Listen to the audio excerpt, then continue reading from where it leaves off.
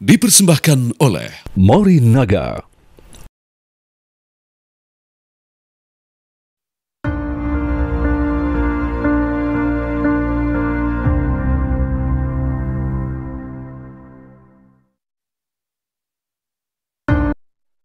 Selamat sore pemirsa, Anda menyaksikan program khusus perkabungan di Vatikan. Selamat Jalan Paus Fransiskus bersama dengan saya Sally Alexandra. Pemirsa, misa pemakaman Paus Fransiskus dilaksanakan hari ini pada pukul 10.00 waktu setempat atau pada pukul 15.00 waktu Indonesia Barat. Sekitar 250 kardinal, uskup, pastor, biarawan dan biarawati akan hadir pada misa pemakaman Paus Fransiskus. Inilah kabar khusus perkabungan di Vatikan untuk Anda.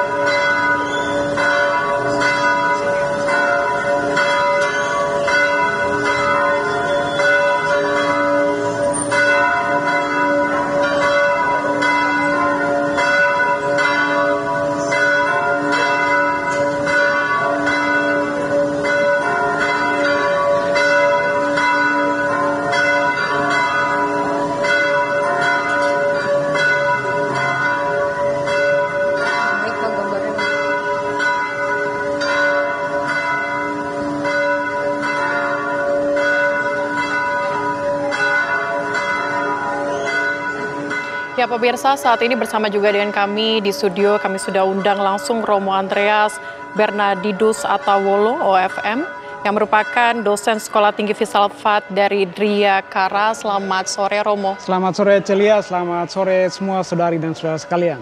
Oke Romo, kalau kita bisa melihat di layar kaca saat ini, bisa Romo mungkin gambarkan proses apa sebenarnya yang tengah berlangsung?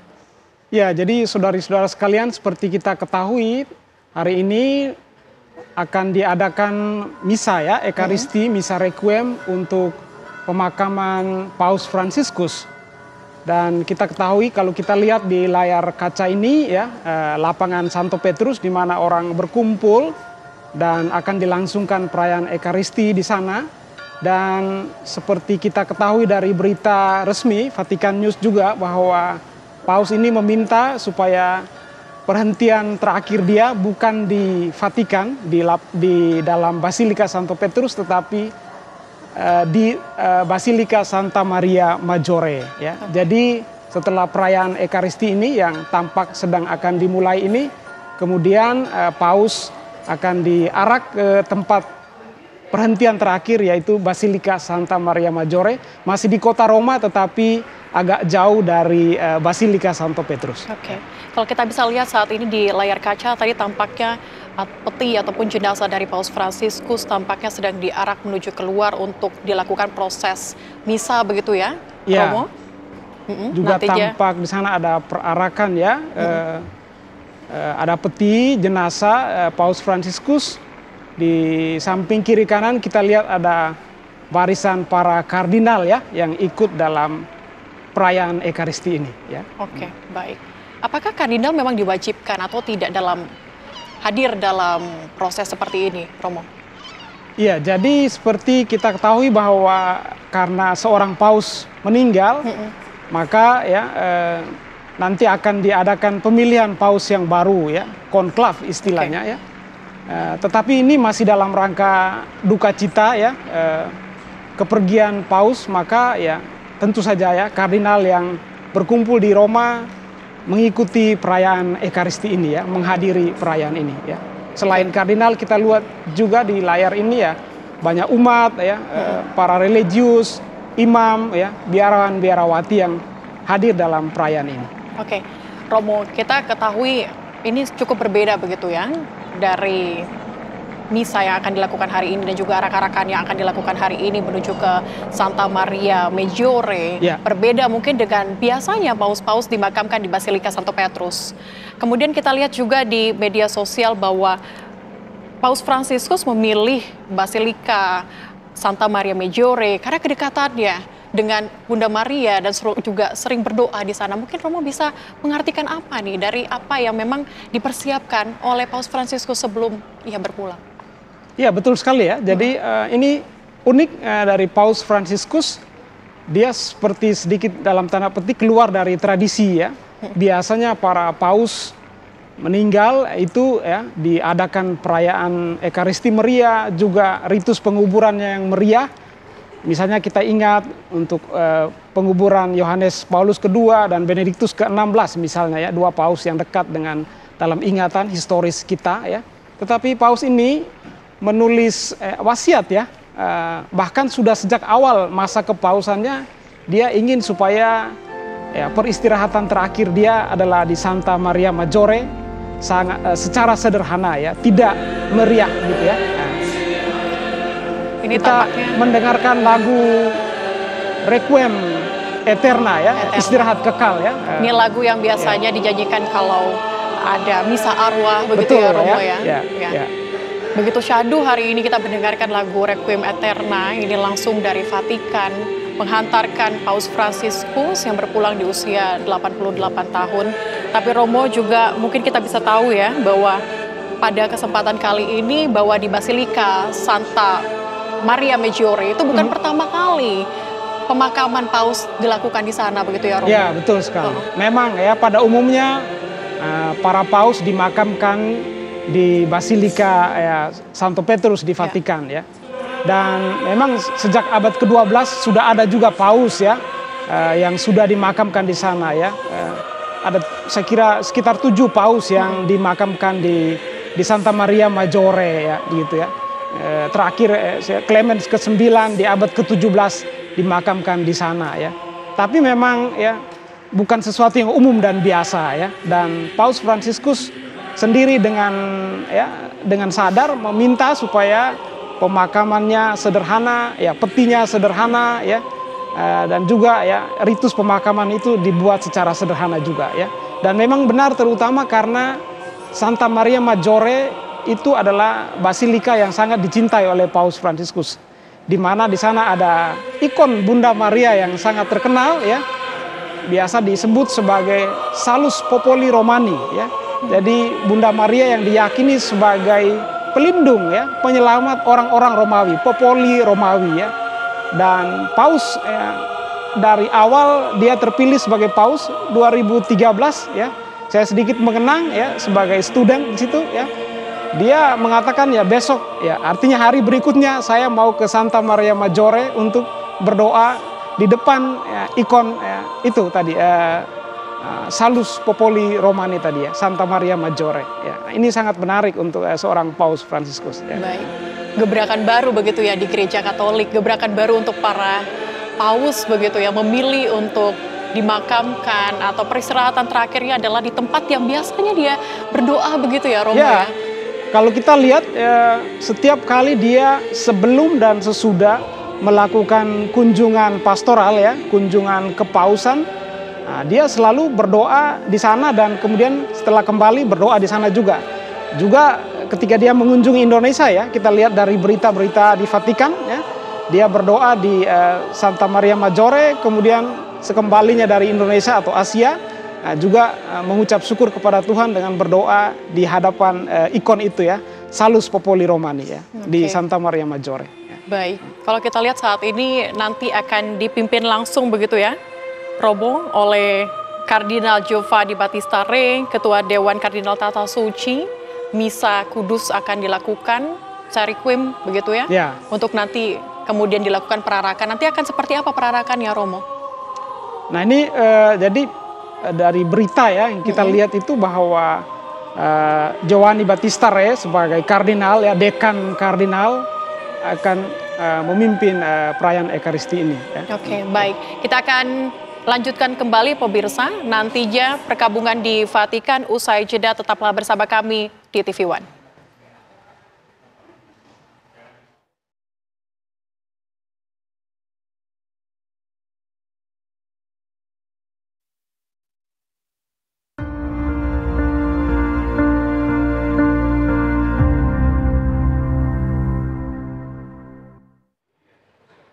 Pemirsa, Anda kembali di kabar khusus perkabungan di Vatikan bersama dengan saya Celia Alexandra. Pemirsa, sejumlah pemimpin dunia memberikan penghormatan terakhir untuk Paus Fransiskus jelang pemakaman. Para pemimpin dunia tiba di Italia pada hari Jumat untuk menghadiri upacara pemakaman Paus Fransiskus pada Sabtu pagi.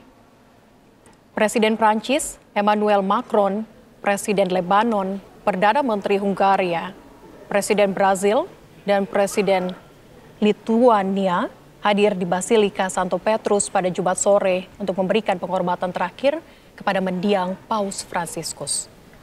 Pemakaman dijadwalkan digelar pada Sabtu pagi waktu Vatikan, dipimpin oleh Dekan Kolegium Kardinal dan dihadiri oleh ratusan pemimpin agama serta kepala negara dari berbagai belahan dunia.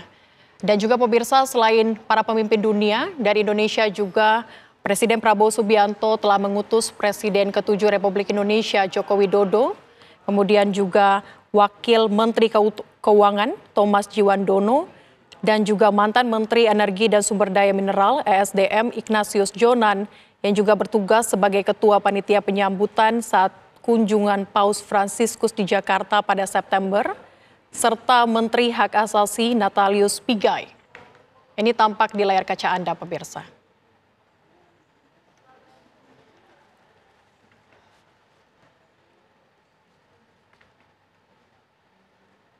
Misa tengah berlangsung, pemirsa. Seperti apa kemudian suasana di Basilika saat ini? Kami akan ajak Anda menuju ke rekan kami Miranti di sana. Miranti, bisa Anda gambarkan seperti apa kemudian suasana haru, suasana duka, suasana misa di Basilika Santo Petrus?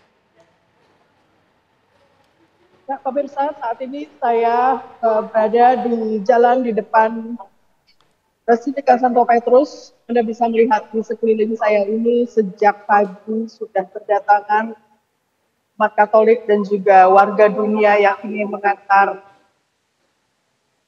Paus Fransiskus menuju ke pemakaman. Saat ini di Roma, Italia, Vatikan, yaitu pukul 10.18. Upacara pemakaman baru saja dimulai tepat pukul 10 waktu setempat, dan kita bisa melihat tadi para kepala negara telah hadir di Basilika Santo Petrus untuk memberikan penghormatan terakhir kepada mendiang. Kemudian mereka ditunjukkan untuk berjalan dan menduduki tempat duduk VIP yang berada di alun-alun. Dan kita juga sudah melihat bahwa peti jenazah Paus Fransiskus tadi sudah dibawa dari dalam basilika menuju teras alun-alun yang mungkin Anda bisa lihat di situ ada tenda yang disediakan jenazah nanti akan ditempatkan di doa pemakaman yang segera dimulai. Dan saat ini banyak sekali orang-orang yang memadati jalan di sini, tetapi semuanya nampaknya berjalan dengan tertib. Celia. Baik, Miranti, bisa Anda gambarkan bagaimana kemudian persiapan dari perarakan yang nanti akan dilakukan menuju ke Santa Maria Maggiore? Ya, setelah 2 jam upacara pemakaman di Basilika Santo Petrus ini, rencananya peti jenazah ini akan dibawa menuju ke Basilika Santa Maria Maggiore yang lokasinya sekitar 3 km dari Basilika Santo Petrus. Dan sepanjang jalan 3 km itu saat ini juga sudah mulai dipadati oleh orang-orang yang ingin menghantarkan jenazah Paus San Fransiskus, mengantarkan jenazah Paus Fransiskus untuk tiba di tempat pemakaman yang sudah mendiang wasiatkan sebelum wafat. Dan Anda melihat bahwa security di sini sejak pagi atau sebetulnya sejak kemarin sudah diperketat, dan pagi ini security atau pengamanan di sekitar Vatikan ini sudah amat-amat ketat. Tetapi semuanya tampaknya masih dalam tertib. Mudah-mudahan ini akan berjalan tetap tertib hingga pemakaman usai nanti. Ya. Baik, Miranti, nantinya perarakan akan berjalan seperti apa? Apakah nanti akan berjalan kaki atau bagaimana? Apakah umat juga bisa mengikuti perarakan tersebut? Ya, rencananya jenazah ini akan diangkut dengan sebuah mobil khusus, dan nantinya tidak semua kardinal atau uskup ikut dalam pemakaman ini, tetapi Vatikan telah merancang penghantaran ini dengan jauh lebih sederhana, lebih simple, mengingat juga banyak kardinal yang sudah sepuh, sehingga mereka merencanakan hanya sekelompok biarawan dan biarawati tentunya yang akan menghantar jenazah ini hingga Basilika Santa Maria Maggiore. Dan rencananya ini akan dibawa dengan mobil khusus, dan begitu juga rombongan yang mengantar juga akan ditempatkan dalam mobil khusus. Nampaknya tidak mungkin tamu-tamu VIP ini ikut menghantar hingga Santa Maria Maggiore, mengingat proses pengamanan di sini sangat kompleks. Baik. Baik, Miranti, terima kasih atas laporan Anda. Nanti kami akan kembali kepada Anda. Selamat bertugas kembali, dan juga Romo, kalau kita lihat saat ini prosesnya nanti bahwa perarakan akan dilakukan, tidak semua kardinal akan ikut, itu nanti pembagian seperti apa biasanya, Romo? Ya, nanti kita lihat ya, karena ini kan kita masih mengikuti perayaan Ekaristinya, ya. Jadi seluruh perayaan itu masih terpusat di Basilika Santo Petrus. Dan kemudian ya pasti yang sangat mungkin ialah bahwa perarakan menuju Santa Maria Maggiore itu kiranya akan lebih sederhana, ya, lebih simpel sesuai dengan apa yang dikehendaki oleh Paus Fransiskus, ya, dalam hal ini. Ya. Tapi Romo, kalau kita ketahui juga sosok kesederhanaan dari Paus Fransiskus, dan kita ketahui meninggalnya Paus Fransiskus ini di hari baik setelah Paskah, begitu setelah mengucapkan mungkin ucapan Paskah kepada seluruh umat Katolik sedunia, begitu ya Romo. Baik, ini bisa kita artikan bahwa Paus Fransiskus itu dengan masih sisa-sisa terakhirnya, tapi sebelum kita lanjutkan, kita coba lihat dulu bagaimana kemudian proses dari misa yang tengah berlangsung, yang saat ini dipimpin langsung oleh Dewan Kardinal di Basilika Santo Petrus, pemirsa. Romo mungkin bisa sambil dibantu untuk diartikan apa saja kemudian disampaikan dalam misa kali ini. Sepertinya tadi sedang Kardinal Giovanni Battista Re membacakan doa pembuka ya. Okay. Kita dalam suasana kelihatan di lapangan Santo Petrus dan tadi di dalam ya atau di altar ya ketika selebran utama tadi membacakan doa pembuka. Kita akan memasuki di sini liturgi sabda ya. Bacaan pertama dengan bahasa Inggris ya. Peter opened his mouth and said, "Truly, I understand that God shows no partiality." Ini bacaan dari surat kepada dari Kisah Para Rasul ya. Dalam bahasa Inggris. As for the word that he sent to Israel, preaching good news of peace through Jesus Christ. He is Lord of all. You yourselves know what happened throughout all Judea, beginning from Galilee after the baptism that John proclaimed. How God anointed Jesus of kesaksian Petrus ya tentang kebangkitan Kristus ya, dan dia sedang mengatakan bahwa mereka adalah saksi tentang kebangkitan Kristus itu. Ya.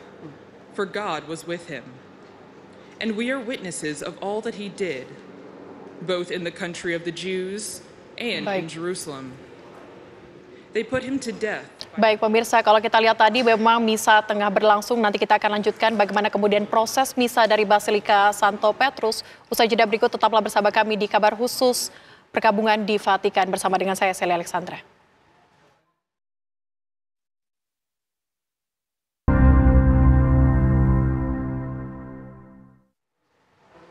Pemirsa, Anda kembali di kabar khusus perkabungan di Vatikan bersama dengan saya Celia Alexandra dan juga kami sudah hadirkan di sini Romo Andreas.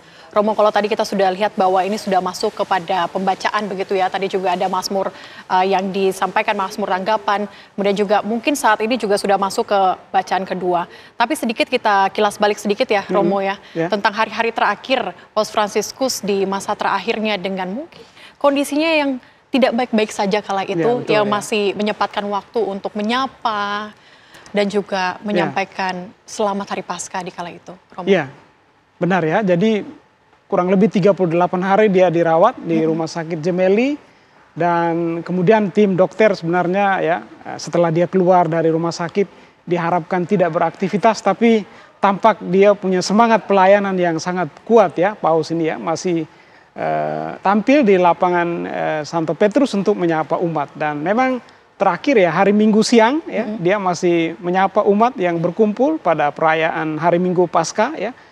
Masih juga memberikan berkat ya yang biasa disebut dengan berkat dari kota ya, Orbi et Urbi ya gitu ya. Nah, itu berkat dari Paus dan mungkin itulah tampilan publik yang terakhir ya di mana dia mengucapkan terima kasih, selamat Paskah ya. Lalu kemudian ya pada hari berikutnya hari Senin ya yang disebut masih dalam oktav Paskah ya, dia meninggalkan kita untuk selama-lamanya ya. Baik.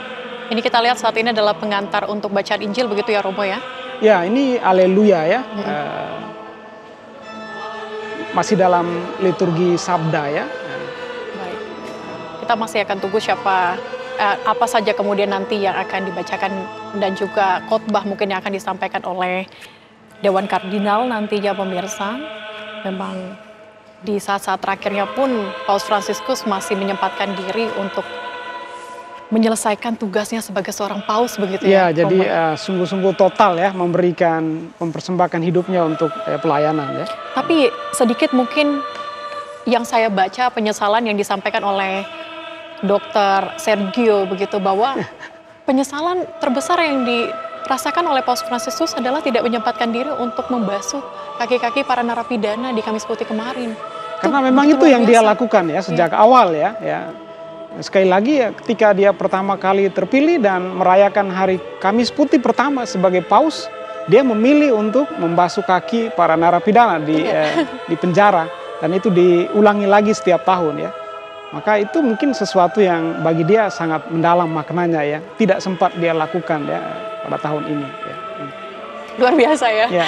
Saya pun terharu sekali ketika mendengar kemudian penyesalan terbesar seorang paus begitu ya pemirsa, yang kita lihat di kondisinya yang begitu tidak baik-baik saja, mungkin di kondisinya yang sedang berjuang untuk hidupnya, tetapi dia juga menyempatkan diri untuk memikirkan umatnya, memikirkan orang-orang yang biasanya dia, mohon maaf Romo, ini yang dimana biasanya dilakukan oleh paus setiap tahunnya. Iya. Jadi dia punya kerinduan dalam hatinya untuk sungguh-sungguh melakukan itu ya. Betul. Ya. Tetapi kita juga lihat Romo, Paus Fransiskus ini mempunyai beberapa gebrakan begitu ya untuk gereja kita.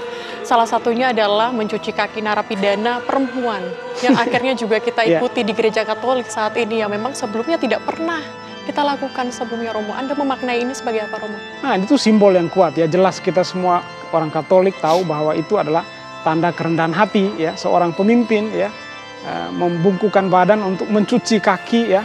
Itu simbol yang kepada kita diwariskan oleh Yesus Kristus sendiri di malam perjamuan terakhir, dan ya sampai kepada kita ya, maknanya sangat mendalam ya, totalitas pelayanan seorang pemimpin ya, gitu ya. Ini kita lihat di layar ya, kita sedang menunggu akan dibacakan Injil. Ya Injil ya, bacaan Injil. Tetapi nanti bacaan Injilnya akan dari mana nih Romo? Kalau misalnya kalau kita lihat teks yang disiapkan ya di website itu, bacaan dari Injil Yohanes ya, pasal 21 ayat 15 sampai ayat 19 ya. Nah, ini diakon yang membaca ya. Ini bacanya dalam bahasa Latin sepertinya ya.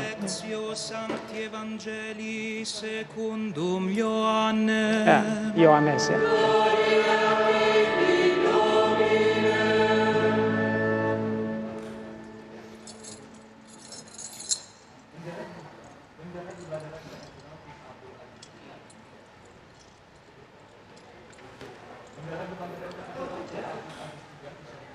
Jadi kalau kita lihat teks yang dipilih, Injil Yohanes 21, 15 sampai 19 itu kebangkitan ya.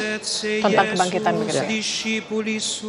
Baik, kita akan coba ajak Anda pemirsa untuk kembali menuju ke Basilika Santa Maggiore untuk melihat bagaimana kemudian persiapan di sana. Sudah ada Agustinus Mariano, warga negara Indonesia yang berada di Roma, tepatnya di Basilika Santa Maria Maggiore.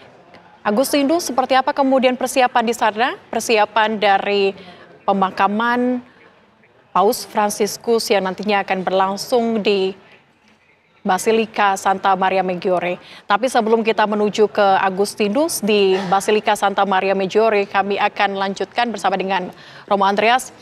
Romo Andreas, tadi kita bahas soal gebrakan-gebrakan di gereja Katolik yang dilakukan oleh Paus Fransiskus. Selain kesederhanaannya, tadi kita juga bahas bahwa sosok perempuan ataupun emansipasi wanita, kesetaraan gender ini benar-benar dibawa oleh Paus Fransiskus dalam kalau kita lihat prodiakon yang dulunya hanya perempuan saja, kemudian saat ini sudah hanya laki-laki saja maksud saya, sekarang juga ada perempuan, kemudian di Vatikan juga posisi dari posisi penting itu banyak juga perempuan-perempuan. Ya betul.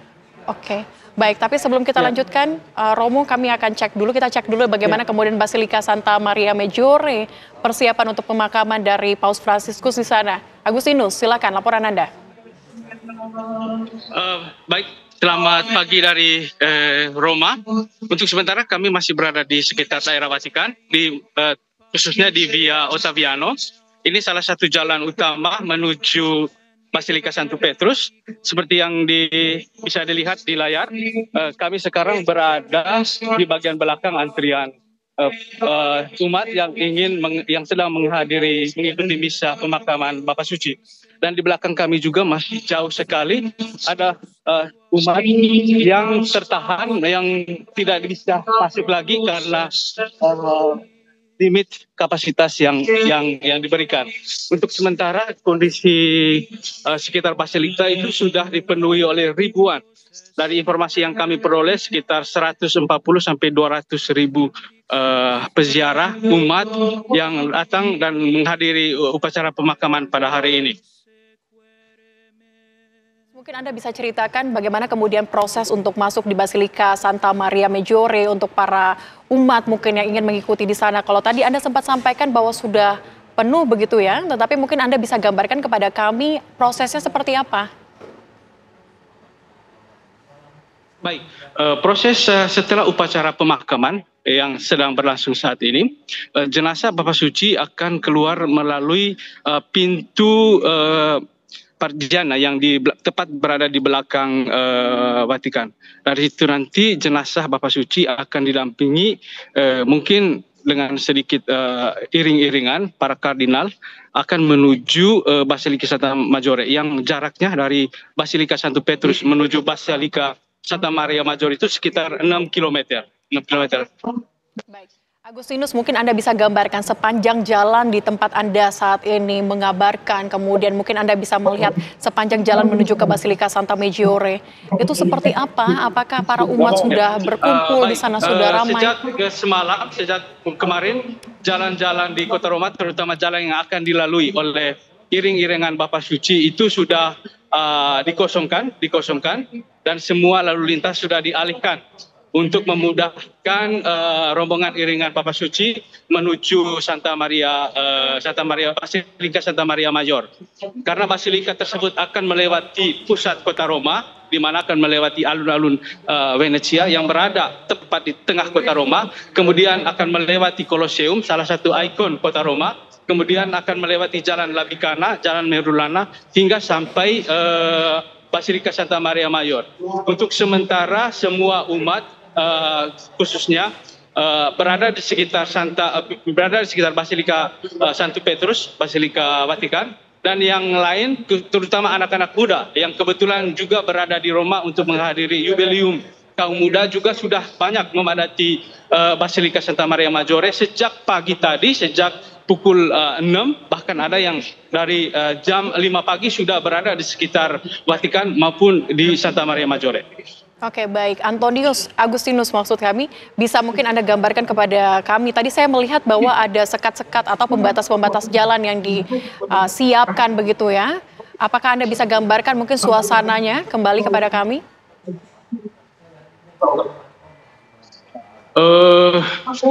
Baik, Mbak. Untuk sementara, karena kami berada di sekitar sini, sementara di sekat-sekat menuju Basilika Santa Maria Maggiore itu kami agak berada jauh karena kami ada di sekitar Vatikan sini. Tapi untuk melihat secara jelas situasi suasana ini bisa kami gambarkan bahwa penjagaan yang begitu ketat karena dihadiri oleh begitu banyak kepala negara, sehingga akses masuk ke kota Roma terutama di jalan-jalan yang akan dilalui oleh iringan Bapak Paus itu telah dikosongkan. Untuk sementara seperti yang Mbak dan pemerintah SCTV bisa lihat di TV One bisa lihat di layar bahwa jalan-jalan sekarang seperti yang akses masuk ke sini sudah dibatasi dan tidak bisa dimasuki lagi oleh orang-orang lain selain yang ingin menghadiri upacara pemakaman Bapak Suci.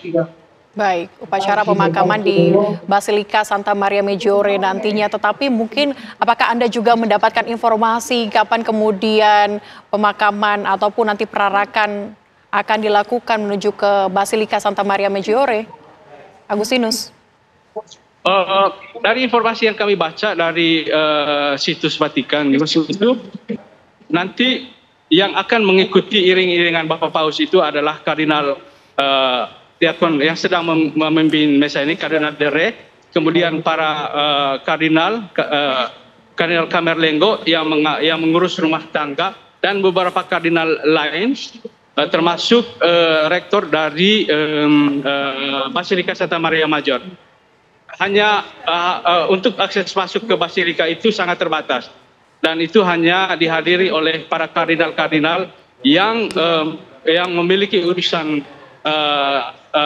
langsung dengan proses pemakaman Bapak Suci. Baik, artinya saat ini sudah dijaga ketat begitu ya untuk penjagaan di Basilika Santa Maria Major begitu?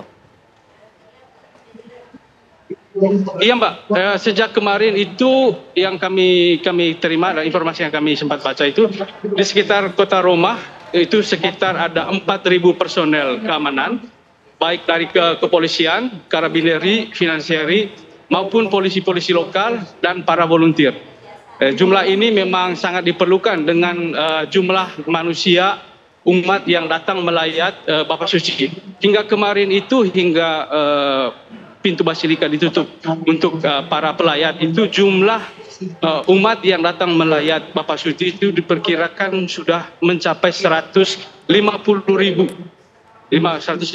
orang per jam 7 sore tanggal 25 kemarin ya. Baik, Agustinus, Anda sebagai warga negara Indonesia yang berada di Roma juga, apakah Anda juga melihat mungkin banyak warga negara Indonesia yang berada di Roma kemudian yang mungkin mengikuti proses dari pemakaman Paus Fransiskus? Benar Mbak, banyak sekali yang mengantri. Ada teman-teman saya, para pastor yang kebetulan ikut menghadiri upacara misa pada hari ini. Mereka sudah mengantri sejak jam 6. Dan karena mereka ikut ambil bagian dalam proses konselebrasi dengan para rekan-rekan imam mereka di Basilika, mereka memang harus datang lebih awal. Tentu saja di sekitar Vatikan, di kota Roma ini pasti banyak peziarah warga masyarakat Indonesia dan juga masyarakat Indonesia yang berada di Roma, baik yang awam maupun para biarawan-biarawati yang kebetulan bertugas dan belajar di kota Roma. Baik, terima kasih Agustinus Mariano langsung dari Basilika Santa Maria Major. Nanti kami akan kembali hubungi Anda untuk melihat bagaimana kemudian perkembangan di sana. Tapi pemirsa, kami harus jeda terlebih dahulu. Usai jeda, kabar khusus kemudian akan kembali untuk Anda.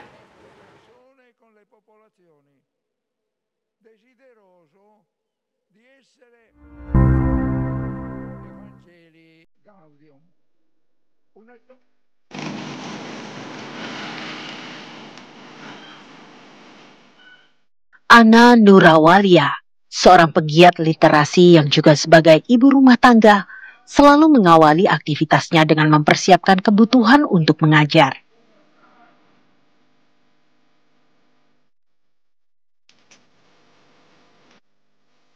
Setiap hari, Ana yang telah dikaruniai 2 anak selalu membawa serta anaknya ke lokasi mengajar. Ana tidak mengajar di sekolah formal seperti guru pada umumnya. Bersama 2 rekannya, Ana membentuk sebuah lembaga pendidikan bernama Yayasan Pendidikan dan Pelatihan Mainawa. Di yayasan ini, Ana fokus pada pendidikan anak dari usia 5 tahun hingga sekolah menengah atas. Tempat kegiatan belajarnya pun berpindah-pindah, baik itu di dalam ruangan maupun di tempat terbuka seperti di taman-taman bagi anak didik usia dini. Tahun 2022 lalu, Ana mengikuti kegiatan Scholas Occurrentes yang dibina oleh Paus Fransiskus. Ana satu-satunya pegiat literasi yang mewakili Indonesia untuk bergabung bersama 50 peserta lainnya dari 50 negara. Ana mendapat tugas di negara Italia dan Afrika. Dari situlah Ana mengenal Paus Fransiskus. Di mata Ana, Paus Fransiskus merupakan sosok pemimpin negara sekaligus pemuka agama yang humanis, sederhana, dan sangat peduli terhadap masyarakat miskin. Ana juga mengenal Paus Fransiskus yang cinta lingkungan, kebersihan, dan kerapihan. Atas meninggalnya Paus Fransiskus, Ana dan teman-teman sekolahnya merasa sangat kehilangan. Menurutnya, saat ini sangat sulit menemukan pemimpin seperti Paus yang mampu berperan sebagai orang tua, guru, pemuka agama, dan pemimpin negara yang mengayomi masyarakat dunia. Dari Kota Baubau, Sulawesi Tenggara, Jamil Azali, TV One, mengabarkan.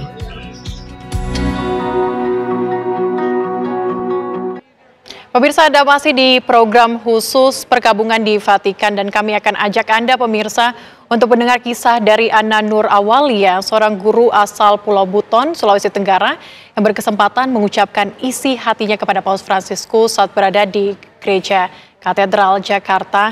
Dan saat ini juga kami sudah terhubung langsung dari Katedral Jakarta. Nanti kita akan ajak Anda untuk berbincang juga ke Katedral. Tetapi saya akan menuju ke Ibu Ana Nur Awalia terlebih dahulu. Ibu Ana, mungkin Ibu Ana bisa ceritakan, Ibu Ana bertemu langsung dengan sosok Paus. Sosoknya seperti apa sih, Ibu? Pertama mungkin saya bisa bilang ya, beliau sebenarnya juga humoris.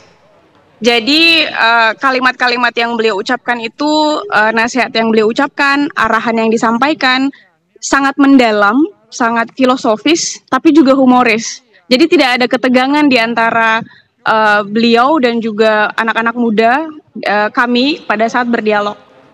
Baik, Bu Ana, ini kita tahu Paus Fransiskus dikenal dengan kesederhanaannya. Apakah Anda juga merasakan kesederhanaan yang terasa mungkin di dalam diri Anda saat bertemu dengan Paus Fransiskus? Iya, sangat terbukti dari bagaimana cara kita berinteraksi. Biasanya kan kalau misalnya sosok pemimpin negara ya, apalagi pemuka agama, mungkin kita harus diawasi dengan protokoler, aturan-aturan ketat dan lain-lain. Tapi bersama beliau tidak ada sama sekali. Anda tinggal hanya duduk, mendengarkan cerita seorang kakek, seorang orang tua, seorang guru. Jadi sama sekali tidak ada sekat. Ya, namun pun demikian kita juga tetap dalam norma-norma sopan santun ya. Terlebih lagi beliau, dari apa yang saya lihat dari mentor-mentor saya di tim Skolas Internasional, mereka sepertinya sudah mendapatkan pembinaan khusus nih, atau prosedural bagaimana sih mereka bisa berbincang dengan wanita-wanita muslim. Karena kami pun merasakan ketika bertemu, mereka tahu bahwa kalau ketemu siswa-siswa saya yang muslim nih, saya tidak boleh memeluk ataupun mencium, karena biasanya kan mereka budayanya seperti itu di Eropa. Tapi ketika bertemu kami, mereka ujuk-ujuk itu dadakan langsung seperti ini. Jadi saya pikir dari situ saya bisa tangkap bahwa komunitas ini tuh punya prosedural yang sangat baik gitu. Saat bertemu kala itu di Gereja Katedral, apa kemudian pesan yang paling mungkin berkesan bagi Anda, Bu Ana? Beliau sudah menyampaikan bahwa agar komunitas-komunitas anak muda itu sering berdialog, untuk duduk bersama-sama, saling mendengarkan, tanpa saling menjatuhkan gitu. Karena beliau sering sekali ya ketika kita bersama-sama dalam grup WhatsApp, kemudian berinteraksi, itu sangat banyak isu-isu yang dibahas, khususnya isu-isu kemanusiaan, juga pendidikan, kemiskinan, soal lingkungan, sampah, kebersihan, soal hutan, dan lain-lain. Jadi pesan beliau itu seperti ini, agar adik-adik semua, teman-teman komunitas, terus melakukan budaya perjumpaan atau dialog. Jadi tidak ada sama sekali kebencian yang dibawa di belakang layar gitu. Ataupun ketika kita berdialog bersama, perbedaan itu tetap ada, tapi di luar ruangan kelas kita masih keluarga. Baik. Itu sih yang ditekankan oleh beliau. Baik, Paus Fransiskus menekankan pentingnya berdialog antar umat beragama. Terima kasih Bu Ana. Kemudian saya akan ajak Anda pemirsa untuk menuju ke Katedral Jakarta untuk melihat bagaimana situasi di sana. Rekan kami Josephine Kezia akan mengajak Anda untuk berdialog. Silakan Kezia.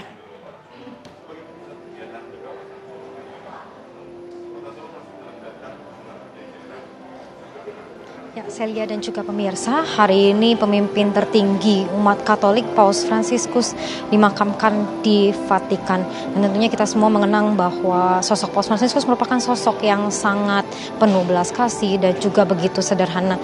Namun untuk mendengarkan cerita lebih lengkap, kita akan coba berbincang bersama Romo Yohanes Deodatus, dari serikat yang sama nih, Serikat Yesuit. Dan kemarin sempat bertemu dengan Paus Fransiskus 3 kali selama kunjungannya ke Indonesia. Ini mungkin boleh diceritakan Paus Fransiskus ini sosoknya seperti apa sih, Romo? Baik, saya sendiri mengalami perjumpaan dengan beliau sebagai sosok yang penuh belas kasih ya, rendah hati, humoris ya, pribadi yang apa adanya gitu, sederhana sekali gitu. Perjumpaan di Nunciatura itu bersama dengan para Yesuit karena beliau lahir sebagai imam Serikat Yesus itu menunjukkan betapa kedekatan yang luar biasa begitu ya, ya sebagai sesama Jesuit gitu ya. Dia datang lalu berseloroh begitu. Ini sudah pada komuni pertama semua belum ini ya, itu mau mengatakan bahwa kok muda-muda ya, para imam ini kok muda-muda semua begitu ya. Lalu juga cerita-cerita beliau sederhana sekali ya, cerita ditanya oleh seorang frater, Bapak Paus itu sibuk sekali, doa itu masih sempat, bagaimana berdoa begitu. Dia cerita, ya saya berdoa bangun jam 4 pagi ya. Kalau saya bosan berdoa, saya rosario. Kadang-kadang saya juga ngantuk juga doa. Cerita-cerita begitu itu sangat menyentuh ya, sederhana, manusiawi, sungguh-sungguh otentik gitu kami rasakan. Begitu juga ketika perjumpaan di Katedral Jakarta ini bersama para religius di Indonesia. Lalu beliau datang pertama disambut oleh anak-anak, ya, anak-anak yang sudah mempersiapkan diri mereka main angklung. Ya, main angklung, ada lagu rohani, ada lagu kebangsaan, lagu-lagu Nusantara begitu. Lalu main, beliau datang yang dibuat pertama apa? Dia pengen salaman dengan semua anak-anak itu ya. Maka luar biasa, di kursi roda beliau dituntun, lalu menyalami semua anak itu. Mereka happy sekali cerita sama saya anak-anak itu. Gembira sekali ada kesempatan ini, luar biasa. Bentuk kerendahan hati yang luar biasa. Dan saat itu juga banyak umat yang tidak bisa masuk katedral, mereka itu berjajar di pinggir jalan ya, hanya untuk melihat sosok Paus Fransiskus. Dan beberapa waktu saya lihat juga ada anak-anak kecil yang juga dipanggil oleh Paus untuk diberkati. Bahkan sempat-sempatnya Paus itu menyiapkan ya, ada permen dan rosario untuk anak-anak itu bagi saya menyentuh sekali begitu. Lalu juga terakhir perjumpaan di GBK itu ya, itu juga menarik bagi saya, suasana kebersamaan dalam doa yang luar biasa ya. Waktu itu semua umat tidak hanya bersorak-sorai karena saking gembiranya, tapi juga bersatu dalam doa. Jadi seluruh GBK itu hening, kita berdoa bersama mendengarkan pesan-pesan Paus Fransiskus. Bagi saya itu pengalaman yang luar biasa. Itu kesan yang saya rasakan. Tapi kalau mengingat dari sejumlah pertemuan, ada pesan yang disampaikan yang masih diingat nggak sih sampai sekarang, Romo? Bagi saya yang saya ingat itu ketika perjumpaan dengan para Yesuit ya, dia memberikan pesan bagi kami untuk terus berdoa. Itulah identitas kita sebagai sahabat Yesus, itu berdoa ya. Dan dengan pelayanan itu di situ ada diskresi ya, dalam bimbingan Roh Kudus menanggapi persoalan-persoalan yang sedang dihadapi oleh masyarakat dalam konteks tertentu. Di Indonesia sekarang dengan situasi bangsa di mana banyak orang misalnya mengalami PHK begitu, ya ini bagaimana kita menanggapi ketika ada konflik perseteruan, bagaimana kita mau menanggapi. Saya kira itu pesan Paus Fransiskus untuk kita sebagai ungkapan iman itu menanggapi persoalan-persoalan bangsa macam ini. Terima kasih banyak atas waktunya Romo Yohanes Deodatus. Selamat melanjutkan aktivitas. Tentunya kita semua sangat kehilangan atas sosok Paus Fransiskus yang begitu sederhana dan juga penuh belas kasih. Terima kasih banyak atas waktunya. Dan itu juga Celia dan juga pemirsa, sedikit cerita dari Romo Yohanes Deodatus yang bertemu 3 kali dengan Paus Fransiskus ketika kunjungannya ke Indonesia. Demikian, kembali ke studio. Terima kasih Josephine Kezia sudah mengajak kami untuk mengingat kembali bagaimana kemudian suasana kedatangan Paus di bulan September kemarin, cerita-cerita dari Romo yang tadi Romo sudah sampaikan. Kami akan ajak Anda kembali pemirsa untuk melihat bagaimana suasana pemakaman atau perkabungan di Vatikan. Tapi usai jeda tetaplah bersama kami di program khusus perkabungan di Vatikan.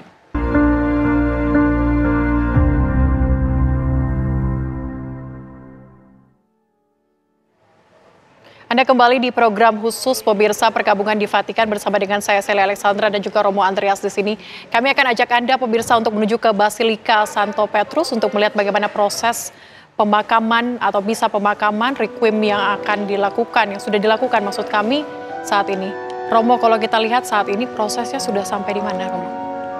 Ini sepertinya kita akan masuk ke liturgi Ekaristi ya. Tadi setelah doa umat ya, tampak di layar itu para diakon ya, misdinar ya, mempersiapkan altar ya, di mana akan dirayakan Ekaristinya di sana ya. Ini tampak sedang disiapkan meja altarnya. Dan lagu yang kita dengarkan adalah lagu persembahan ya gitu ya. Tampak altarnya juga berbeda begitu dari biasanya begitu. Ya, ditempatkan di lapangan ya, di luar dari basilika ya. Sehingga akan memuat lebih banyak umat. Kita lihat di layar banyak umat yang ikut serta. Kita ingat betul ya, 2013 sekitar bulan Maret, Paus Fransiskus pertama kali menyapa masyarakat umat Katolik, umat Vatikan begitu, dengan baju yang sederhana. Ketika dia terpilih ya. Ketika terpilih.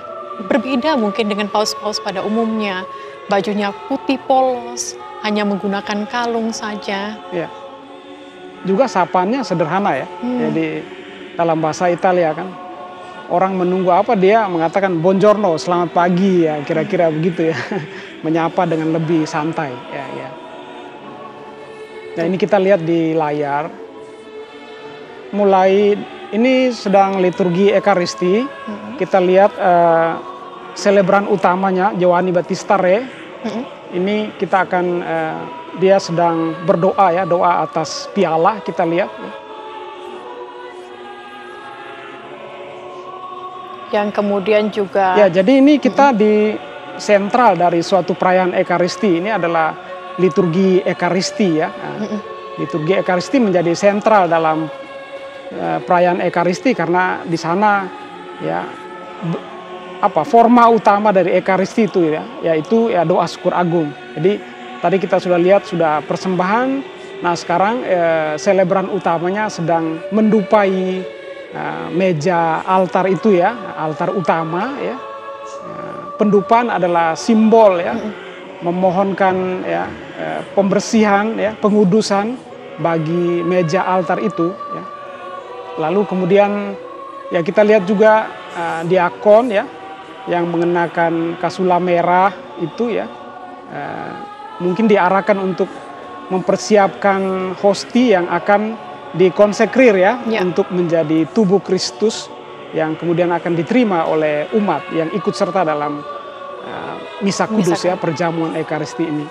Romo, kalau kita lihat saat ini jubah yang digunakan oleh kardinal begitu ya, Dewan Kardinal Giovanni ini adalah berwarna merah. Kenapa menggunakan warna merah, Romo, dalam misa requiem pada hari ini? Ini warna merah ya, khusus pada perayaan meninggalnya Paus ini ya, menandakan bahwa dia sudah memberikan seluruh hidupnya ya bagi Tuhan ya, gitu.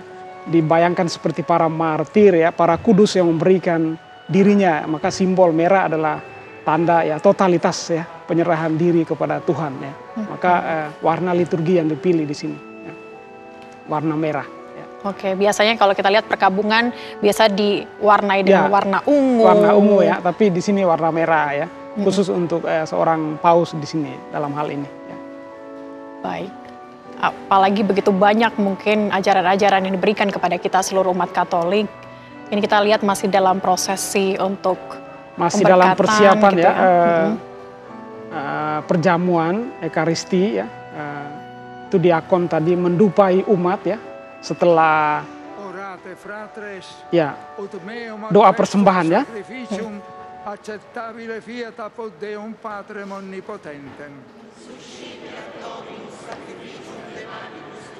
Kita memasuki doa syukur agung ya.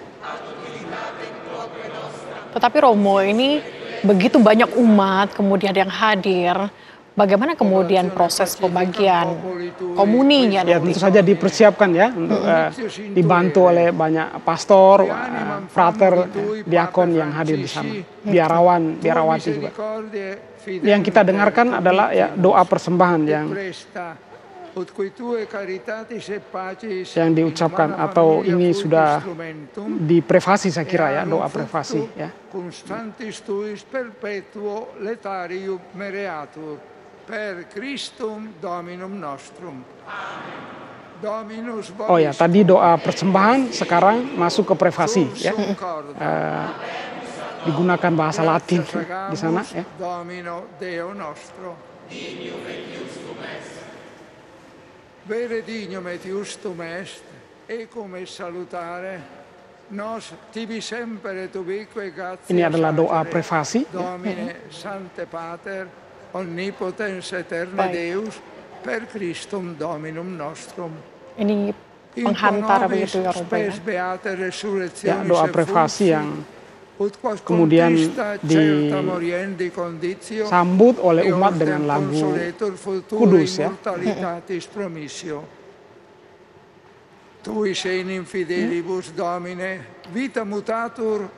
Ini adalah prefasi, jadi dalam Ekaristi itu ada bagian ya yang disebut prefasi, dan tentu saja dalam konteks misa requiem, prefasi itu muatannya adalah memohon kepada Tuhan untuk keselamatan jiwa orang yang sedang didoakan ya. Jadi ini yang sedang didaraskan oleh pembawa pemimpin Ekaristi ya, Giovanni Battista Re di sini. Oke. Tetapi apakah di misa requiem itu biasanya ada sesuatu yang berbeda begitu Romo dengan misa-misa pada umumnya? Temanya adalah requiem ya, misa arwah ya. Jadi tujuan dari misa itu, intensinya adalah memohonkan keselamatan orang yang didoakan itu. Dalam hal ini sekarang ya Paus Fransiskus ya. Ya. Yang kita dengarkan sekarang ya lagu Sanctus ya, kudus ya. Ini lagu, kita bisa katakan ini adalah lagu penghantar untuk sakramen Ekaristi begitu, yang nanti akan dimulai oleh Kardinal Giovanni nantinya setelah lagu Sanctus atau lagu kudus kita ya. Biasa awam di Indonesia sebut dengan lagu kudus. Ya, karena ini ritusnya di dalam bahasa Latin ya, jadi Sanctus terjemahannya ya kudus ya.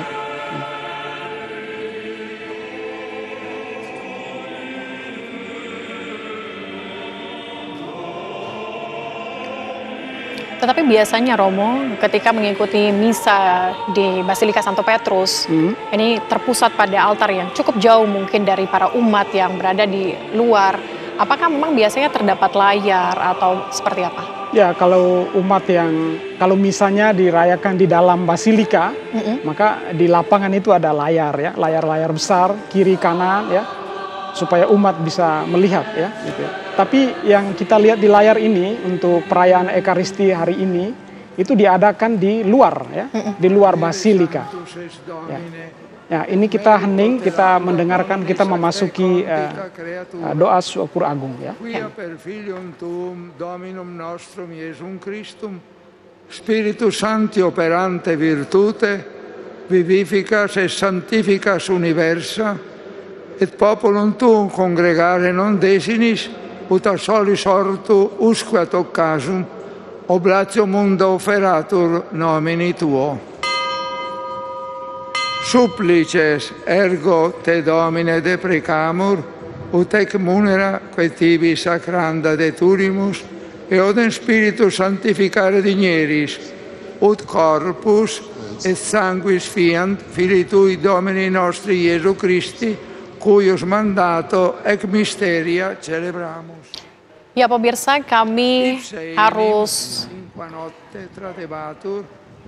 Ya, pemirsa, kami akan coba dengarkan kembali bagaimana kemudian prosesi saat ini. Mungkin Romo bisa kembali jelaskan kepada kami, ini apa kemudian yang tengah berlangsung saat ini. Ini kita tahu bahwa adalah proses dari Ekaristi yang nantinya akan mengangkat tubuh dan darah Kristus, begitu Romo. Ya, jadi ini suasana sakral sebenarnya ya. Kita mendengar ya, di sana sekarang mengangkat hosti ya, adalah tubuh Kristus ya dalam keyakinan Gereja Katolik. Hosti kudus adalah tubuh Kristus ya.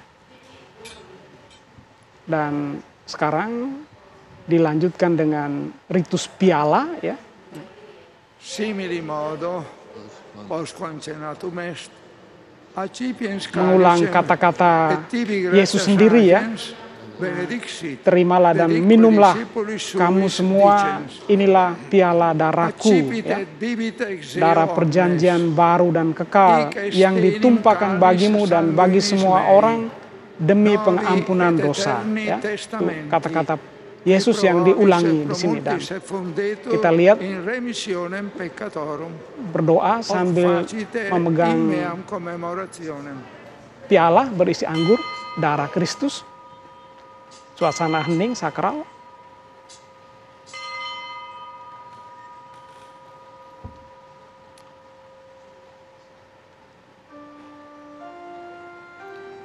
Ini lagu yang dipersiapkan, lagu apa itu? Ya, misteri iman ya. Ya.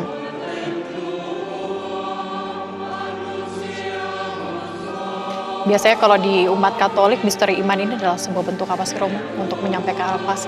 Ya, jadi setelah ritus roti dan piala tadi, sekarang semacam penegasan bahwa ini misteri iman ya. Apa yang saya imani bahwa yang sungguh-sungguh tadi saya terima itu adalah tubuh dan darah Kristus ya. Sekarang dia melanjutkan doa syukur agung ya.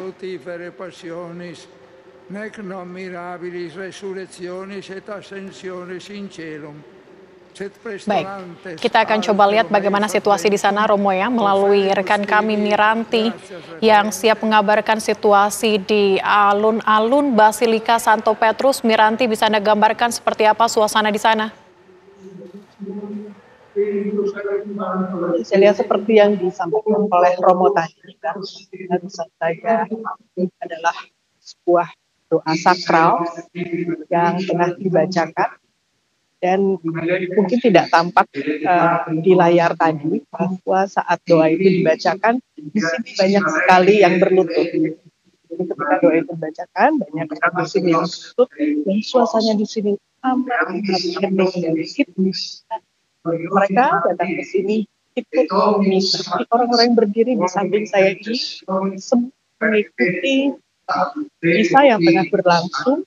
Dan mereka mengikuti semua kata-kata yang diucapkan saat ini ya. Mereka kelihatan seperti guru-guru, sampai sebetulnya mereka mengikuti misa dengan amat baik. Celia.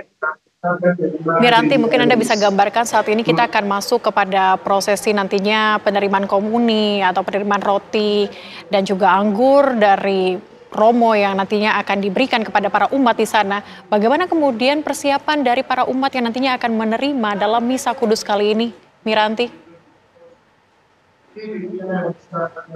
Ya, nampaknya mereka yang akan menerima ini ada di depan sana, di alun-alun Basilika Santo Petrus. Dan jarak dari tempat saya berdiri ini ke lokasi tersebut kira-kira 600 meter tempat ini. Kita bisa mengikuti nantinya lewat layar televisi, atau orang-orang di sini dapat mengikuti proses itu dengan layar-layar lebar yang dipasang oleh Vatikan di sepanjang jalan ini. Dan layar-layar ini saya lihat tidak hanya berada di sini, tapi ada di sekitar kota Vatikan, di mana orang-orang yang tidak bisa masuk ke sini karena alasan keamanan di sini harus dijaga kepadatannya sehingga bila terjadi apa-apa bisa dievakuasi. Sehingga Vatikan memasang berbagai layar-layar raksasa di sekitar jalan masuk untuk ke kota Vatikan. Celia, saya ingin juga menceritakan di sini bahwa hari ini ada sekitar 4.000 wartawan dari seluruh dunia yang meliput acara pemakaman Paus. Baik, tampaknya begitu ramai sampai banyaknya wartawan yang kemudian hadir untuk meliput pemakaman dari Paus Fransiskus. Tapi Miranti, kita ketahui juga di proses kali ini artinya sudah semakin dekat dengan perarakan yang akan dilakukan menuju ke Basilika Santa Maggiore. Anda bisa gambarkan seperti apa kemudian persiapan untuk melakukan perarakan nantinya? Karena ini kita ketahui mungkin 30 menit lagi nantinya perarakan akan dilakukan. Miranti. Ya, Celia, perarakan itu akan berjalan sekitar 3 km dari Basilika Santo Petrus menuju Basilika Santa Maria Maggiore.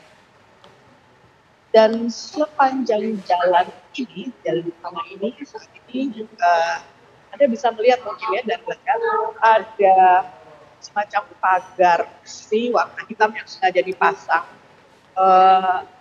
untuk menjaga agar ketika di peti jenazah lewat, maka orang-orang bisa berdiri di pinggir atau di balik pagar itu. Jadi memang ini sengaja dipasang agar lebih tertib begitu ya. Dan ini berlangsung, pagar ini dipasang hingga Santa Maria Maggiore. Dan rencananya peti jenazah tersebut akan dibawa dalam sebuah khusus.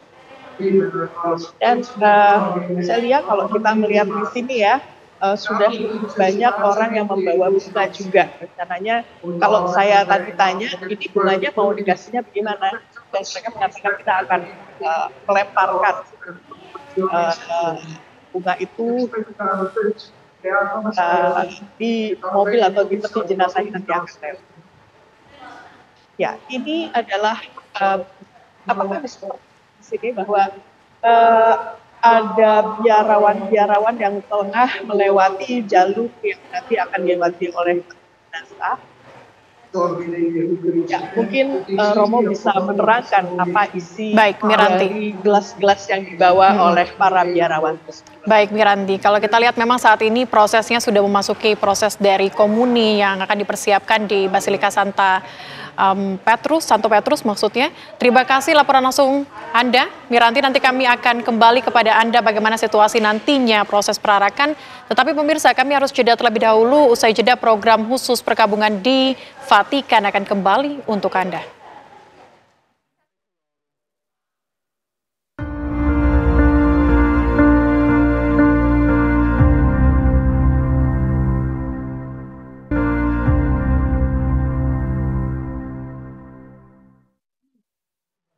Anda kembali di program khusus perkabungan di Vatikan bersama dengan saya Celia Alexandra pemirsa. Dan saat ini kita sudah bergabung dengan Romo Bonaventura Julung yang berada di Basilika Santa Maria Maggiore. Romo, mungkin bisa Romo gambarkan seperti apa kemudian suasana di dalam Basilika Santa Maria Maggiore saat ini? Ya, saya lihat untuk saat ini Basilika Santa Maria Maggiore itu ditutup untuk umum. Jadi umat yang ingin memberikan penghormatan terakhir kepada Paus Fransiskus itu berada di luar Basilika. Jadi kami semua saat ini sedang berbaris menunggu kedatangan tubuh Paus Fransiskus yang akan dimakamkan di Santa Maria Maggiore. Saya bisa pastikan di sini, saya lihat kami berjumlah sekitar lebih dari 25.000 orang. Ini juga menarik. Yang hadir di sini ada begitu banyak anak-anak muda karena bertepatan dengan jubileum para anak muda. Baik, Romo Bona mungkin bisa disampaikan kepada kami bagaimana kemudian bisa masuk ke dalam Santa Maria Maggiore? Apakah memang harus datang lebih awal kah atau ada proses yang memang harus dilakukan untuk bisa mengikuti proses dari pemakaman Paus Fransiskus di sana, Romo? Ya, untuk hari ini saya datang bersama dengan anak-anak muda dari paroki saya dan kami sudah berada di tempat ini sejak jam 6 pagi. Jadi kami berangkat dari paroki jam 5 untuk bisa berangkat di situ. Tidak ada pengecekan yang ketat, semua umat bisa datang tiada proses yang detail atau proses tertentu untuk bisa menghadiri acara pemakaman di Santa Maria Maggiore. Hanya ada kontrol dari pihak keamanan, karena sebagaimanapun ini merupakan pemakaman dari pemimpin gereja Katolik universal dan juga seorang pemimpin negara. Jadi keselamatan dan juga security itu sangat detail. Oke, Romo, untuk proses dari perarakan yang akan dilakukan nantinya, titik-titiknya di mana saja? Ya, titik-titik yang akan dilakukan selama proses perawatan itu dimulai dari Basilica Santo Petrus, alun-alun Basilica Santo Petrus, terus dilanjutkan melewati Sungai Tiber, dilanjutkan ke Piazza Venezia, dari Piazza Venezia itu melewati Foro Imperiale, lalu ke Colosseum seperti tempat bersejarah yang telah kita tahu semua. Lalu kemudian dari Colosseum dia melewati Galleria Pasta, lalu melewati Corso Vittorio Emanuele. Dari sana dia akan melewati Via Peruana, kemudian diterima di Piazza Basilica Santa Maria Maggiore. Baik, Romo. Tetapi apakah ada proses khusus yang mungkin dilakukan pada titik-titik perberhentian atau perhentian yang dilakukan dalam perarakan nantinya? Seperti saya sudah sampaikan pada laporan sebelumnya, pada titik-titik atau perhentian, Paus Fransiskus tidak menginginkan prosesi-prosesi dan juga acara-acara khusus. Jadi prosesi itu akan berjalan cukup cepat, yang hanya menyapa beberapa gereja yang dilewati sepanjang titik-titik itu, tetapi bahwa akan ada acara-acara khusus berupa penerimaan Paus Fransiskus di gereja-gereja itu tidak akan dilaksanakan. Jadi prosesi pemakaman Paus Fransiskus itu berjalan dengan lancar tanpa harus tertentu di titik-titik yang sudah disebutkan. Baik, Romo Bona, kalau di Basilica Santa Maria Maggiore saat ini nantinya untuk proses pemakaman dari Paus Fransiskus, mungkin Anda sudah dengar juga, seperti apa nanti proses pemakamannya? Proses pemakaman yang akan dilakukan di Santa Maria Maggiore itu rombongan yang sudah akan bersama-sama dengan Paus Fransiskus dari Piazza Santo Petrus, itu mereka lah yang diizinkan untuk masuk ke dalam fasilitas. Artinya kardinal yang memimpin ibadah di misa Allah hari ini, Kardinal Giovanni Battista Re, kemudian dewan kardinal lainnya, dan juga yang menarik kali ini, Papa Fransiskus menginginkan dalam prosesi itu dihadirkan juga orang-orang miskin, saya lihat. Jadi orang-orang miskin yang ada di kota Roma, mereka yang hidup di jalanan, dan juga para migran dan kaum pengungsi, orang-orang marginal, orang-orang yang sering dilupakan. Paus Fransiskus ingin menempatkan mereka di tengah-tengah perhatian umat manusia atau seluruh dunia. Baik, Romo. Artinya Romo yang mungkin berada di luar Basilica Santa Maria Maggiore saat ini, artinya nanti apakah bisa juga ikut mungkin melihat dari layar yang tersedia atau seperti apa nantinya, Romo Bona? Ya, untuk sekarang di Piazza Santa Maria Maggiore, kami juga sedang mengikuti misa yang ditayangkan lewat 2 layar besar yang ditempatkan di depan Basilica Santa Maria Maggiore. Jadi nanti juga untuk pemakaman kami tidak akan bisa masuk ke dalam Basilica dan kami akan hanya menyaksikannya lewat layar gereja. Baik, Romo, mungkin apakah ada doa-doa khusus mungkin yang dipersiapkan sambil menghantarkan Paus Fransiskus menuju ke Basilica Santa Maria Maggiore? Ya, untuk sekarang saya tidak punya, tapi tadi malam saya sempat melihat melalui situs Vatikan. Sepanjang perjalanan, ya pasti akan diadakan doa-doa berupa litani para kudus. Itu untuk berdoa kepada para kudus santo dan santa. Melalui doa-doa mereka, kita mendoakan keselamatan jiwa dari Paus Fransiskus. Jadi nanti juga ketika akan sampai di Basilica Santa Maria Maggiore itu sudah disiapkan juga buklet atau buku doa yang sudah disiapkan untuk ibadah pemakaman Paus Fransiskus. Baik, Romo Bona mungkin bisa digambarkan kepada kami berapa seberapa panjang sih kemudian jarak dari Basilika Santo Petrus menuju ke Basilika Santa Maria Maggiore ini? Dan jika kita bayangkan dengan berjalan kaki, berapa lama waktu yang dibutuhkan? Kalau jarak antara Basilika Santo Petrus dan Basilika Santa Maria Maggiore itu sekitar 3 sampai 5 kilometer. Tetapi prosesi yang dilalui seperti besar, dia melewati titik-titik tertentu kota Roma, maka itu berjarak sekitar 6 kilometer. Maka diperkirakan prosesi ini akan berlangsung selama 1 jam. Baik. Romo Bona, tetap tadi kalau kami melihat dari Basilika Santo Petrus terlihat bahwa beberapa umat membawa bunga begitu ya untuk Paus Fransiskus. Apakah juga terlihat di sana? Kalau di sini saya belum melihat orang yang bawa bunga, tetapi ada beberapa kelompok yang membawa tulisan-tulisan mengucapkan ucapan terima kasih mereka kepada Paus Fransiskus. Bertuliskan Grazie Francesco. Terima kasih Fransiskus.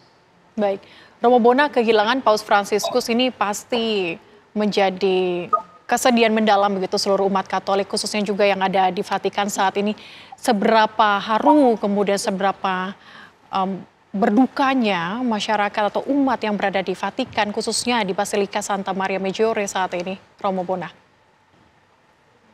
Ya, kita bisa merasakan bagaimana merasakan kehilangan seorang pemimpin besar, seorang yang benar-benar menempatkan dirinya di tengah-tengah umat. Jadi kita merasakan kesedihan yang begitu besar dari umat ini yang hadir di sini saya. Jadi itu diucapkan dengan kehadiran mereka yang sudah dengan sangat setia berada di tempat ini dari jam 5 pagi.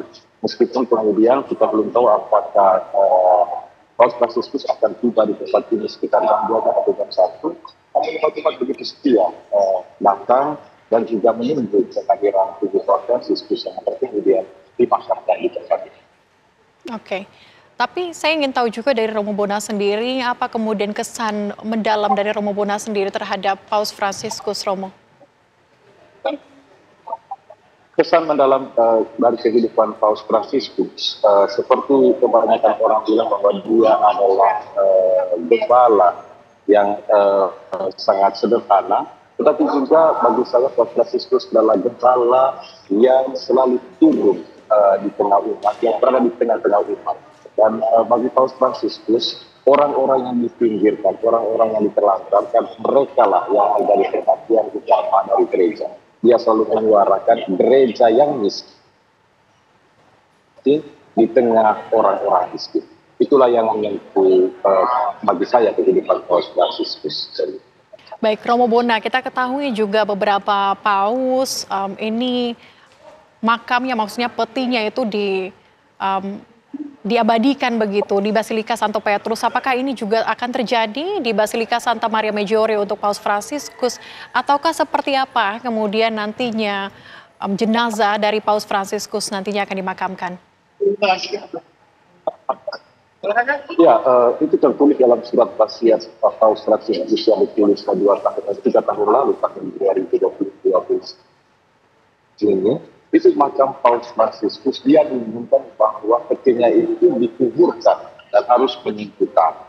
Jadi nanti tubuh Paus Fransiskus itu akan dikuburkan di tanah, lalu kemudian bagi umat-umat yang kemudian ingin menginginkan dan memberi penghormatan pada peninggalan Paus Fransiskus, itu akan bisa melihat makam Paus Fransiskus dengan batu nisan di atas yang tertuliskan Fransiskus, dan juga salib Paus Fransiskus yang sudah dibawa institusi. Romo Bona, kita ketahui selama 9 hari ke depan usai dimakamkan akan ada suasana duka atau waktu berkabung begitu selama 9 hari sampai dengan 4 Mei.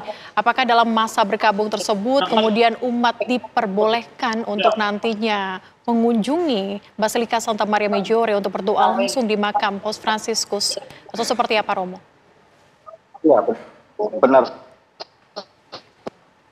sekali saya telah dikeluarkan pengumuman resmi dari pihak Basilika Santa Maria Maggiore, bahkan dari mulai dari besok pagi di Basilika Santa Maria Maggiore sudah dibuka untuk umum. Karena juga kita sementara dalam kasus Solo, jadi ada begitu banyak pesiara yang ingin melewati pintu suci. Jadi para pesiara yang ingin melewati pintu suci itu juga sekalian mengunjungi makam Paus Fransiskus. Mengenai doa-doa yang kemudian berkelanjutan selama 9 hari, itu sudah dikeluarkan pula jadwal-jadwalnya. Nanti ada beberapa misa yang akan terus diadakan di depan alun-alun Kota Vatikan atau alun-alun Piazza Santo Petrus, atau juga ada beberapa di gereja-gereja lainnya yang di Kota Roma. Baik, apakah ada aturan khusus Romo untuk nantinya berdoa di pemakaman atau makam dari Paus Fransiskus mulai dari hari esok? Tidak ada aturan-aturan khusus. Jadi semua basilika yang ada di Kota Roma itu telah disiapkan dengan para polisi atau keamanan, regalisir atau mengatur untuk umat-umat atau para peziarah yang masuk di berbagai basilika yang ada di sini.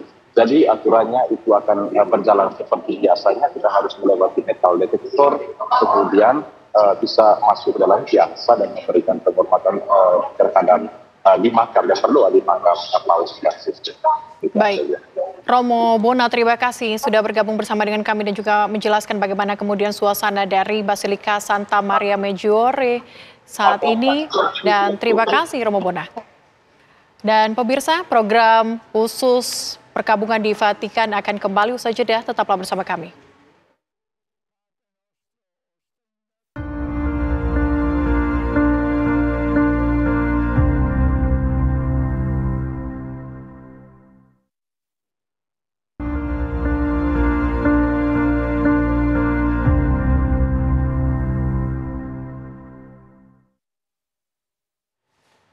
Anda kembali di program khusus perkabungan di Vatikan, pemirsa, bersama dengan saya Celia Alexandra dan juga hadir bersama dengan kami masih bersama dengan Romo Andreas.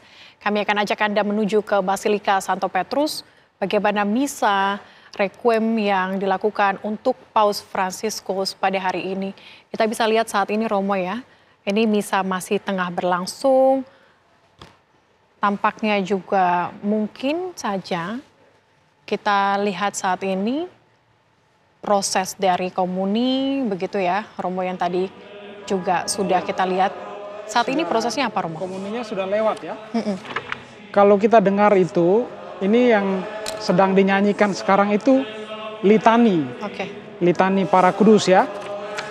Jadi karena ini suatu perayaan khusus untuk Paus ya, maka sebelum perarakan ke tempat dia dibaringkan ya, dinyanyikan litani. Litani dalam tradisi liturgi Gereja Katolik maksudnya satu nyanyian yang memohon, menyebut nama para kudus dan kemudian memohonkan doanya ya. Jadi misalnya Santo A, kemudian dalam bahasa Latin ora pro nobis ya, doakanlah kami ya. Nah, ini kita sedang dengarkan ya. Artinya setelah litani ini selesai dibacakan, apa kemudian proses yang akan dilakukan? Ya kalau kita lihat dari tata urutan ibadat yang dipersiapkan di dalam oleh Vatikan sendiri, ada nyanyian litani ini, kemudian masih ada beberapa urutan doa juga ya, yang bahkan doa dari ritus Gereja Timur juga kalau saya lihat kan, kalau teksnya ini diikuti ya. Nah itu jadi ada ritus doa dari teman-teman ritus Gereja Timur ya, lalu kemudian doa yang lain yang disampaikan oleh pimpinan gereja begitu ya, lalu baru kemudian diakhiri dengan suatu seruan doa sebelum perarakan ke Santa Maria Maggiore ya. Tapi Romo, kalau kita misalnya mengacu kepada teks misa yang diterbitkan oleh Vatikan begitu, apakah Romo melihat ada perbedaan dari misa-misa requiem pada umumnya? Ya, ini misa untuk seorang paus ya. Jadi kalau misa requiem untuk orang biasa, umat kan ya seperti ekaristi biasa. Cuma liturginya dengan nuansa ya requiem ya, nada sedih ya, memohon keselamatan jiwa ya. Tentu juga bagi seorang paus ya. Tapi dalam konteks seorang paus, dalam tata liturgi ini, dalam teks ini ada suatu litani yang panjang ya, doa kepada Tuhan dengan memohon doa para kudus ya, gitu ya. Seperti kita lihat di layar, di sana juga tampak ya, mungkin perwakilan dari Ritus Timur juga ada di sana ya. Maka doanya ada juga dari bagian dari Ritus Timur ya.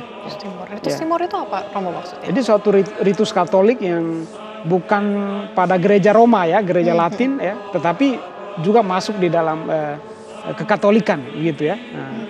Seperti contohnya apa itu Romo mungkin? Di Ritus Timur itu terutama misalnya yang berada untuk negara modern sekarang berada di Turki misalnya ya, ada Patriarka Bartolomeus di sana ya gitu ya. Tetap punya hubungan dengan Katolik ya, tetapi sedikit perbedaan ritus ya. Istilah ritus itu maksudnya ya tata liturginya ya, untuk sedikit berbeda ya. Tapi semua dalam kesatuan gereja Katolik. Artinya hari ini digabungkan ya, begitu. Mereka diundang ikut serta ya dalam perayaan ini ya. Itu luar biasa ya, misa requiem dari Paus Fransiskus yang memang berbeda dengan misa requiem pada umumnya. Tentu saja, yang hari ini juga melibatkan Ritus Timur dalam misa yang ritusnya gereja Latin, tetapi saudara-saudara dari gereja Timur perwakilan ya diundang juga ya, entah imamnya, entah uskupnya ya hadir di sana ya.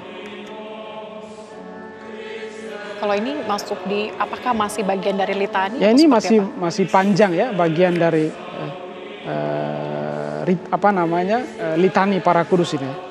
Apakah litani yang saat ini dibacakan mungkin yang sesuai dengan teks yang saat ini Romo bisa lihat, apakah litani yang pada umumnya mungkin sering dilakukan untuk misa-misa di Indonesia atau seperti apa? Ya. Sekarang litani biasanya untuk misalnya perayaan Ekaristi untuk tabisan ya. Kalau untuk religius misalnya untuk kaul misalnya ya. Tapi di sini ya misa requiem tapi untuk seorang paus ya. Mungkin Romo bisa bantu kami untuk menerjemahkan, untuk melihat proses apa yang sedang berlangsung. Sekarang kita sudah selesai dengan litani dan ada suatu doa yang sedang diucapkan oleh uskup ya. Ya, mohon doa itu tadi intinya mohon keselamatan bagi jiwa Paus Fransiskus dalam hal ini ya. Sebagai gembala gereja, sebagai pastor ya, yang sudah mengabdikan dirinya ya, dimohonkan kepada Tuhan supaya dia sekarang diterima dalam kebahagiaan abadi ya. Istirahat yang kekal. Ya, betul ya. Nah, ini kita perhatikan di layar ya. Nah, ada arak-arakan ya para. Nah, ini yang tadi saya maksudkan, saya kira bagian dari doa yang disampaikan dengan ritus oriental tadi ya, gereja Timur tadi ya. Itu langsung di depan makam. Ya, di seputar jenazah Paus Fransiskus ya. Nah, ini kita lihat ya.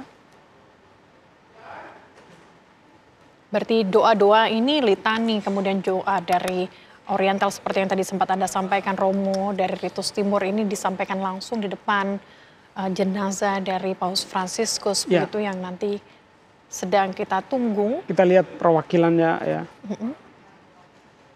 Ya, ada pendupaan dulu ya. Nah, ini doanya didoakan dalam bahasa Yunani ya. Karena Ritus Timur ya dengan bahasa Yunani. Ya.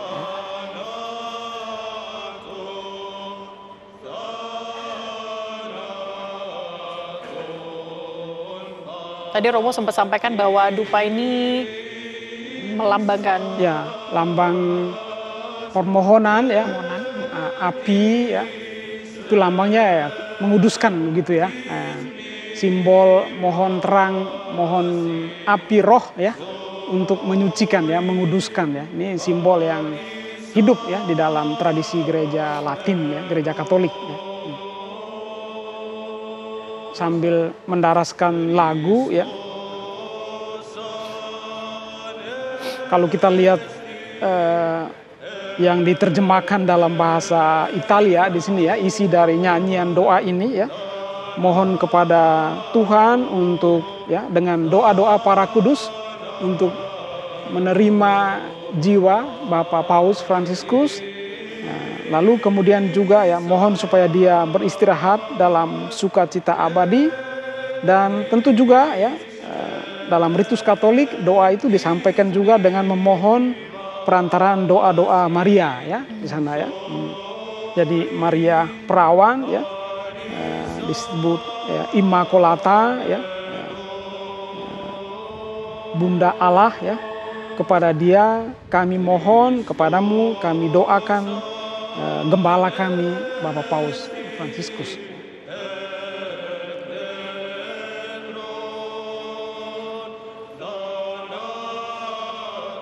Baik, ini yang mungkin tengah disampaikan begitu nyanyian. Ya, nyanyian berupa dalam doa bahasa permohonan ya. Yunani begitu ya, Romo. Yang kita dengarkan ya dalam. Ini kalau tampak di layar kaca kita saat ini memang adalah dua visual yang berbeda begitu ya. Yeah. Satunya adalah visual di mana Paus Fransiskus semasa bertemu masih dengan hidupnya Paus Benediktus ke-16 ya. Ini adalah kenangan mungkin yang bisa kita kenang saat ini selama doa ini berlangsung. Perjumpaannya ini kita lihat di layar yang lain ada perjumpaan dengan di Indonesia ya. Ini momen yang mungkin tidak bisa terlupakan begitu betul, ya, Romo ya. Kunjungan ke Indonesia.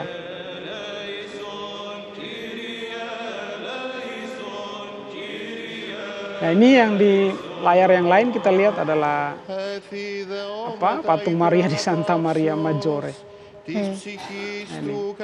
Ini berkat terakhir yang disampaikan juga diberikan kepada ya, betul ya. Kalau saat ini apakah masih berada dalam nyanyian Ritus Timur ya, Romo? Masih ya, ritus doa dari ritus oriental untuk keselamatan Paus ya. Cukup panjang. Dan doa mereka itu juga disertai dengan permohonan ya, Kyrie eleison ya, Tuhan kasihanilah kami ya.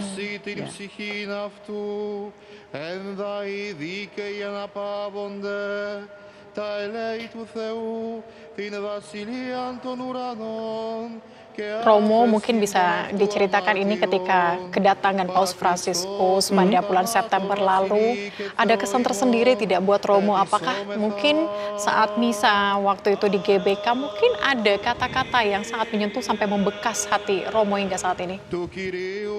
Ya kalau dalam kunjungan di Indonesia itu, kalau bagi saya yang sangat kelihatan adalah kesederhanaan ya seorang Paus Fransiskus ya. Kesederhanaan itu kelihatan jelas dari apa yang ditampilkan ya. Mobilnya sederhana, sepatunya sederhana, penginapannya sederhana ya. Tidak banyak protokol yang rumit begitu ya. Nah, itu menunjukkan bahwa ya, dia pemimpin yang memang mau berjumpa dengan umatnya ya. Dia pemimpin yang tidak takut juga ya. Dia membuka jendela, artinya dia tidak punya musuh, dia datang untuk membawa damai gitu ya. Pesan damai ditunjukkan dengan sikap yang jelas ya, konkret gitu ya.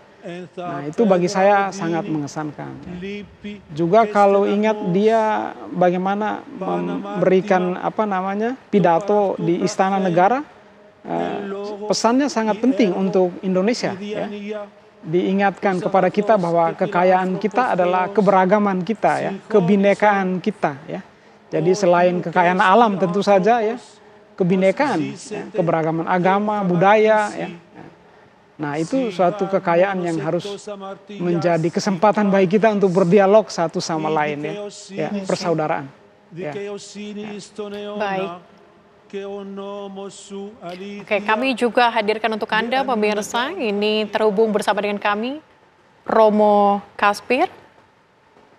Selamat sore Romo. Selamat siang waktu Vatikan, Roma, Italia. Baik, selamat siang waktu Vatikan. Mungkin Romo bisa jelaskan saat ini bagaimana situasi di sana, suasana duka yang memang terjadi di sana, Romo. Baik, mungkin seperti yang kita semua atau Anda saksikan dalam layar televisi, bahwa saat ini sedang berlangsung misa pemakaman dan sudah hampir selesai.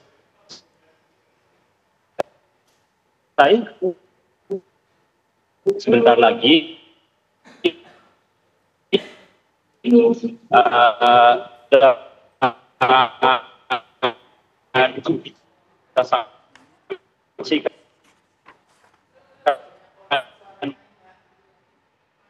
Baik, Romo.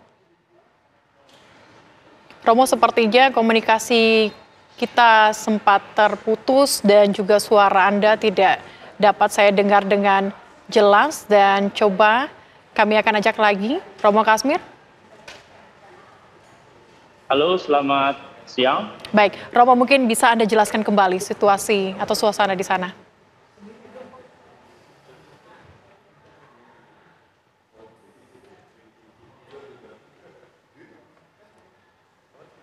Romo Kasmir. Baik, Romo Andreas, mungkin kita kembali nih untuk melihat bagaimana kemudian situasi di sini. Romo mungkin bisa kembali menjelaskan apa yang sedang berlangsung, Romo? Ya, kita masih di lapangan Santo Petrus ya, Basilika, dan kita masih mendengar juga ya doa dari dengan ritus timur yang sedang dibawakan oleh seorang uskup ya, tampaknya ya. Selesai ya. Kita lihat di layar.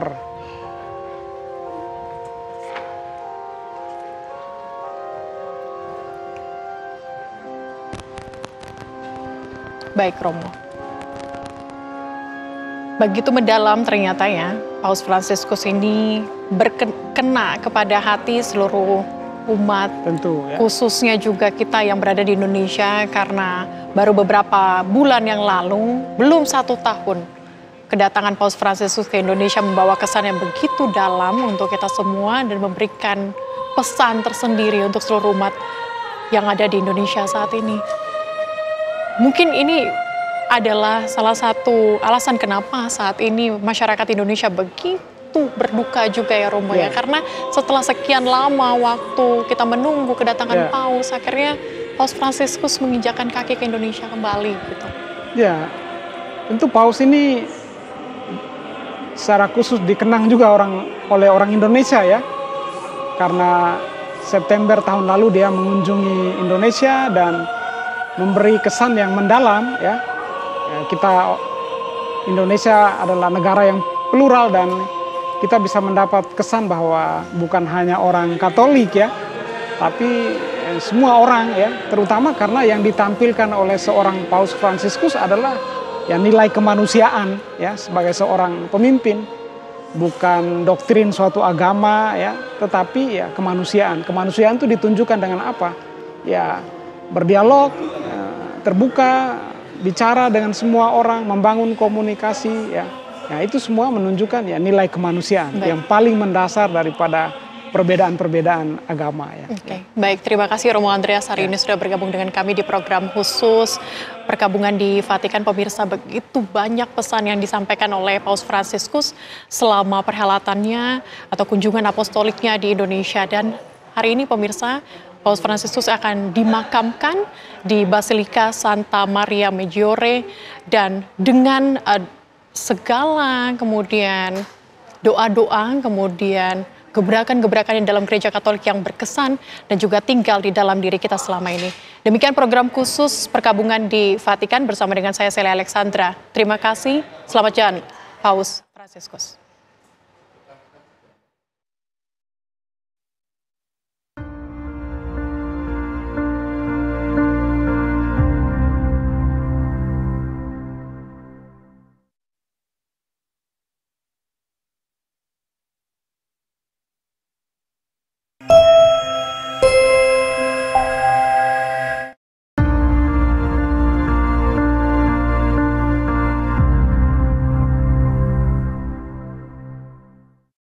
Dipersembahkan oleh Morinaga.